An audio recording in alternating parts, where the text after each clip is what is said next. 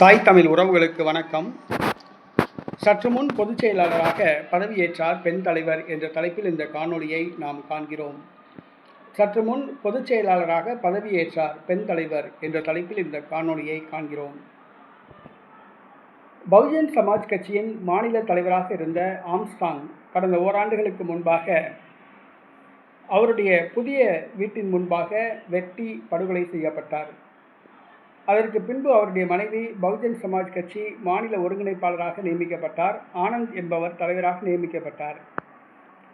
கட்சியில் ஏற்பட்ட கோஷ்டி பூசல் காரணமாக ஆம்ஸ்ட்ராங் மனைவி பொற்கொடி அவர்கள் கட்சியிலிருந்து நீக்கப்பட்டார்.